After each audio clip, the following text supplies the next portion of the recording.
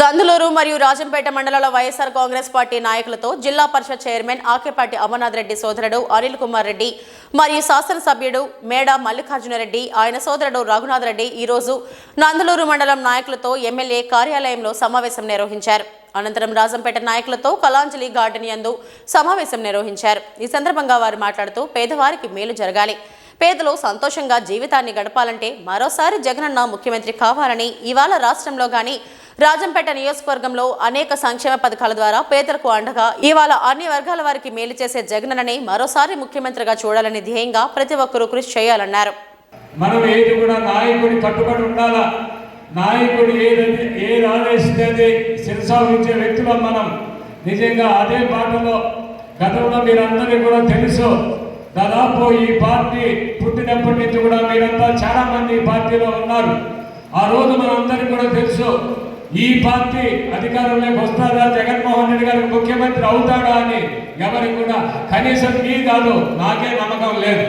కాబట్టి ఒక గుడ్డి నమ్మకం, ఏదైనా మనం రాజశేఖర రెడ్డి గారి కుటుంబం వెంట నడవాలి, రాజశేఖర రెడ్డి గారి కుటుంబాన్ని అండగా నిలవాలి. ఎందుకంటే ఈ ప్రాంతానికి ఎన్నో త్యాగాలు చేసిన వ్యక్తులు ఆ కుటుంబం అని. ఆ కుటుంబానికి అన్యాయం జరిగింది, ఆ కుటుంబానికి అన్యాయం జరిగిన మనం నిలవాల్సిన బాధ్యత మనందరి మీద ఉంది అనే ఆలోచనతో ఆ రోజు కూడా నేను ఆ రోజు కూడా మీ అందరినీ కలిసి శాసనసభ్యుడిగా ఈరోజు ఈ రాష్ట్రంలో పరిస్థితి ఇలా ఉంది, మనం ఏం చేస్తాం, నా మనసులో రాజశేఖర రెడ్డి గారి కుటుంబం వెంట నడవాలని.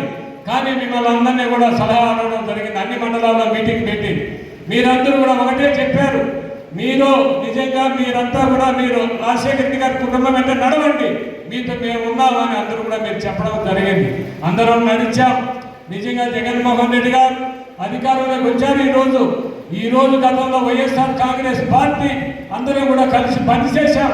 నిజంగా గత ఎన్నికల్లో ముఖ్యమంత్రి గారు జగన్మోహన్ రెడ్డి గారు నన్ను పిలిచి ఈ టికెట్ మనం మల్లికార్జున రెడ్డి గారికి ఇస్తామన్నా తప్పకుండా నువ్వు మల్లికార్జున రెడ్డి గారికి సహకరించాలా అని నాకు చెప్పడం జరిగింది. కానీ నాకు కొంచెం బాధ కలిగా కూడా తప్పకుండా నా ఎమ్మెల్యే కన్నా నువ్వు ముఖ్యమంత్రి కావడం ముఖ్యం, నాకు తప్పకుండా నేను సహకరిస్తాను, మల్లికార్జునకి నా శాయశక్తులా చేస్తాను అని ఆ రోజు నిజంగా నేను హైదరాబాద్ నుంచి ఇంటికి వచ్చా. ఆ రోజు కార్యకర్తలంతా నాకు అంతా తిరిగారు. కానీ నేను ఒకటే చెప్పా, మీరు నాతో కలిసి మల్లికార్జున రెడ్డి గారికి గెలుపు కృషి చేస్తే నాతో నడవండి, లేకుంటే నాతో వద్దు, మీరు ఈ రోజు నుంచి మా ఇల్లు గడప తొక్కద్దు అని నేను పదే అందరికీ చెప్పడం జరిగింది. ఆ రోజు అన్ని మండలాల్లో వెంటనే నాకు ఆ రోజు నేను భయపడ్డా, ఈ రోజు నిజంగా మన కార్యకర్తలు పార్టీ మారుతారేమో నాకు మనసులో బాధ ఉన్న అన్ని మండలాల్లో కూడా మీటింగ్ పెట్టాం. మల్లికార్జున రెడ్డి, నేను ఆ రోజు రఘు కూడా ఉంచుండొచ్చు, అందరూ కలిసి మీటింగులు పెట్టాం. ఆ రోజు కార్యకర్తలకు నచ్చజెప్పాము అందరికీ. ఆ రోజు మల్లికార్జున రెడ్డి గారు వెంట నడిచారు, అందరూ నడిచారు. మీ అందరి ఆదరాభిమానాలతో రాజంపేట నియోజకవర్గం ఆ రోజు శాసనసభ అభ్యర్థిగా మల్లికార్జున రెడ్డి గారిని మీరు అక్కడున్న మెజార్టీతో మీరంతా గెలిపించడం జరిగింది. నిజంగా చాలా సంతోషం. మనం అనుకున్న ఆశయం నెరవేరింది. అక్కడ జగన్మోహన్ రెడ్డి గారు ముఖ్యమంత్రి అయ్యారు, ఇక్కడ మల్లికార్జున రెడ్డి గారు శాసనసభ్యులు అయ్యారు. నిజంగా ఈ 5 సంవత్సరాలు కూడా మల్లికార్జున రెడ్డి గారు కావచ్చు అందుబాటులో ఉండి మీ సేవలోనే మేమందరం కూడా ఉండడం జరిగింది. ఒకటి ఎప్పుడు కూడా ఈరోజు నాకు మల్లికార్జున రెడ్డి అభ్యర్థిత్వం నేను ఏనాడు వ్యతిరేకించలేదు. ఎందుకంటే ఈరోజు నేను ముఖ్యమంత్రి గారిని కూడా నిజంగా నేను శాసనసభ్యుని కావాలా. ఎందుకంటే గత ఎన్నికల్లో నేను గట్టిగా ప్రయత్నం చేశాను, కానీ ఆ రోజు నాకు అభ్యర్థిత్వం రాలేకపోయింది. కానీ ఈసారి నేను ఎమ్మెల్యే కావాలని కూడా ఎప్పుడు కూడా నేను కలలో ఊహించదా. కనీసం మీ అందరికీ కూడా తెలుసు, మీరందరూ అన్నీ కూడా ఇంకా మనకు 2.5 సంవత్సరం చెప్పి చైర్మన్ ఉంది, ఎందుకు ఇప్పుడు మనకు అవసరమా, తప్పకుండా ప్రభుత్వం వస్తే మనం ఎప్పుడు ప్రభుత్వంలో ఉంటాం. ఆ నమ్మకం విశ్వాసం నాకు. నేను ఎప్పుడైనా మీ అందరికీ కూడా సేవ చేయగలను నమ్మకం. కానీ ఈరోజు రఘునాథ్ రెడ్డి గారు కావచ్చు, మల్లిక సహకారే ఇది పూర్తికి ముమ్మాటికి నిజం. తప్పకుండా ఏదైతే నాకు కుతంత్రాలు చేసే మనస్తత్వం కాదు, ఏదైనా ముఖాన్ని మాట్లాడే మనస్తత్వం నాది. తప్పకుండా మీరు ఒకటి ఆలోచన చేయండి. ఇది మన ఒక పెద్ద కుటుంబం, ఈ కుటుంబంలో చిన్న తగాదాలు ఉంటాయి. ఇది ఒక అన్నదమ్ముల మధ్య ఉంటాయి, తగాదాలు ఉంటాయి.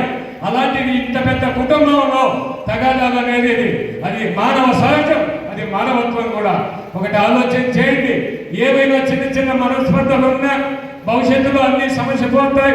నేను కావచ్చు, మల్లికారెడ్డి గారు కావచ్చు, అవన్నీ కూడా సమన్వయం చేసి తప్పకుండా ఏకతాటిపై నడిపేదానికి తప్పకుండా మా శాయశక్తులా కృషి చేస్తామని మీ అందరికీ కూడా తెలియజేస్తూ, ఇకపోతే ఒకటి ఆలోచన చేయండి. ఈరోజు ప్రతిపక్ష పార్టీలు మాట్లాడతాయి ఈ రాష్ట్రంలో అభివృద్ధి లేదంట. ఈ రాష్ట్రంలో అభివృద్ధి లేదా? ఎందుకంటే ఈరోజు చూడండి, ఈరోజు ప్రతి గ్రామం లేకపోయినా, ప్రతి వార్డు లేకపోయినా సచివాలయానికి స్వాగతం పలుకుతాయి. సచివాలయ వ్యవస్థ అనేది ఈ రాష్ట్రంలో విజయవాడలో సెక్రటరీ ఎలాంటిదో ఈ ప్రాంతానికి, గ్రామానికి, వార్డు కూడా సచివాలయం సాధ్యం. తప్పకుండా మీరు ఒకటి ఆలోచన చేయండి, అది అభివృద్ధి కాదా? అది ఈరోజు గతంలో మీరు ఒక సర్వే కావాలంటే రోజుల తరబడి మీరు ఆఫీసులు తిరిగే పరిస్థితి ఉండేది. ఈ రోజు ఆ పరిస్థితి లేదు. ఏమైనా సర్వే, ఎందుకంటే ఆ రోజు అధికారులు తప్పబట్టలేవు, ఆ రోజు అధికారుల కొరత. ఈ రోజు ఆ పరిస్థితి లేదు. సర్వే కావాలని మీరు అర్జీ ఇచ్చే మరుసటి రోజుకు మీది సర్వే జరుగుతూ ఉంది. పెన్షన్ కావాలంటే ఏ నాయకుడి దగ్గర కూడా పోవాల్సిన అవసరం లేదు. నేరుగా మీరు వాలంటీర్ పెన్షన్ అప్లై చేసి పెన్షన్ రావడం జరుగుతూ ఉంది. ఈ రోజు 3,000 రూపాయల పెన్షన్ ప్రతి అవాతాత కూడా ఇవ్వడం జరుగుతూ ఉంది.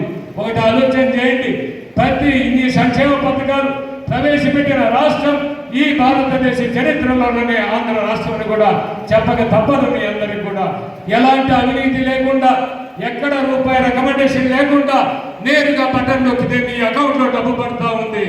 ఈ దేశ చరిత్రలోనే ఏ రాష్ట్రంలో కూడా జరగని దాఖలాలు లేవు. ఒకటి రోజు ఆలోచన చేయండి, ఎవరైనా ఒక ముఖ్యమంత్రి స్థాయి అదే మెనూని ఈరోజు ప్రతి పేదవాడికి కూడా అందిస్తున్నారు. సోమ, మంగళ, బుధ, శని, ఆది అని ఈ ఒక 5 స్టార్ హోటల్ భోజనాన్ని ప్రతి పేదవాడికి కూడా అందించడం జరుగుతూ ఉంది. ఎందుకంటే ఒకటే ఆలోచన, ఈ రాష్ట్ర ముఖ్యమంత్రి గారి చదువు అనేది నేను ఇచ్చే ప్రతి బిడ్డకి ఇచ్చే, ప్రతి పేదవాడి బిడ్డకి ఇచ్చే ఆస్తి అని పదే చెప్పడం జరుగుతూ ఉంది ముఖ్యమంత్రి గారు. ఆహారాన్ని అందించినప్పుడు బాగా చదవగలరు, బాగా వాళ్ళ భారత పౌరులు ఈ దేశానికి దిశాదశ మార్గదర్శకులు వీళ్ళు బాగుంటేనే ఈ రాష్ట్రం ప్రగతి పథంలో పయనిస్తుంది. ఈ దేశంలో పెద్ద ధనికుల బిడ్డలు మాత్రమే, ఎందుకంటే వాళ్ళు పెట్టే ఫీజు కట్టలేరు ఎవరు. అలాంటిది రాజశేఖర రెడ్డి గారు ఆ రోజు ఫీజు రియంబర్స్మెంట్ ఇచ్చి ఎంతో మంది పేద విద్యార్థులకు ఇంజనీర్లుగా, ఎంసీఏ